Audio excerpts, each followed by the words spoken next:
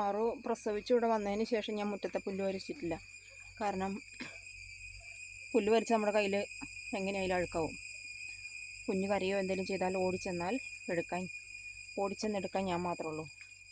അതുകൊണ്ട് മുറ്റത്തെ കാര്യങ്ങളൊന്നും നോക്കിയിരുന്നില്ല.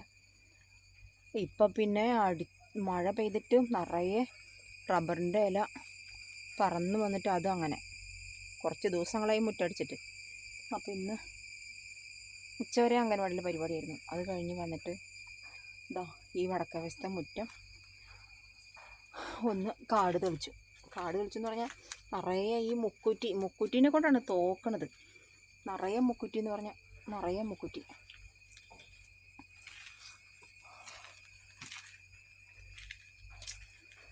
അതപ്പുറത്തെ പറമ്പട്ടോ കാട്. അത് ഈ മാട്ടം വരെയുള്ളൂ നമുക്ക്.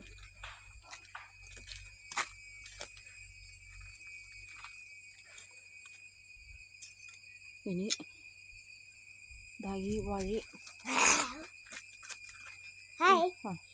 വഴിയിലൊക്കെ കാടായിരുന്നു, അതൊക്കെ പറിച്ച് തെളിച്ചു. ഇനി നല്ല പണി വേറെ കിടക്കുന്നുണ്ട്. ഓ വിട്ടെ അമ്മനെ വിട്ടെ.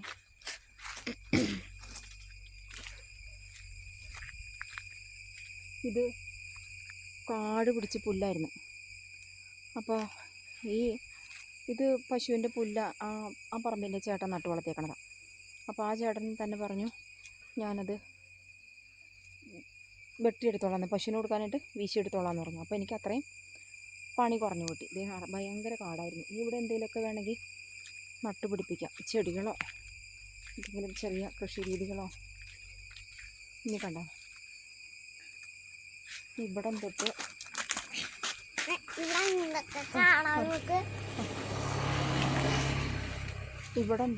ഇതാ കാട്, ആ മാട്ടം കണ്ടോ.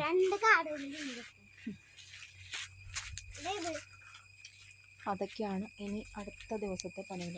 ഇന്ന് ഏതായാലും നല്ല തോർച്ച കിട്ടി, നല്ല വെയിൽ കിട്ടി. അതുകൊണ്ട് എനിക്ക് കുറേ കാര്യങ്ങൾ ചെയ്യാൻ പറ്റി. കാരണം ഒന്നും നോക്കണ്ടല്ലോ, എനിക്ക് എൻ്റെ കാര്യം മാത്രം നോക്കിയാൽ പോരെ. അപ്പോൾ എന്ത് വേണമെങ്കിലും ചെയ്യാം. ഇവിടെ ഇനി ഈ കാടുണ്ട്, ഇതാ മാട്ടത്തെ തൂങ്ങി കിടക്കണതാണ്. അതൊക്കെ മുകളിൽ നിന്ന് വേണം വീശി താഴേക്ക് ഇറക്കാനായിട്ട്. എൻ്റെ മാവൊക്കെ കാടിനുള്ളിലായി. എൻ്റെ ചാമ്പ, എനിക്ക് കുറേ ചാമ്പങ്ങ. ഈ പേര എങ്ങോട്ട് ചാഞ്ഞു വന്നിട്ട് പേരയുടെ കമ്പ് ഞാൻ രണ്ടെണ്ണം വെട്ടിക്കളഞ്ഞു. ഇത് മുകളിലത്തെ ഒരു കമ്പ് വെട്ടി, ഇതും വെട്ടി. പേര ഇതുവരെ കാതൊന്നുമില്ല. അപ്പോൾ ഇതൊക്കെയാണ് ഇന്നത്തെ വിശേഷങ്ങൾ. ഫോൺ പിടിച്ചിട്ട് കൈ കാണിച്ചു. ഇനി ഇവിടെ ഇത്തിരി നേരം ഒന്ന് ഇരിക്കട്ടെ. നാളെ ഓഫീസിൽ പോയി ജോയിൻ ചെയ്യണം. തിങ്കളാഴ്ച തൊട്ട് ജോലി കയറണം. പിന്നെ ഇങ്ങനെ തോർച്ചയാണെങ്കിൽ രാവിലെയും വൈകുന്നേരമൊക്കെ മുറ്റടിക്കുമ്പോഴൊക്കെ കുറേശ്ശെ പറിച്ച്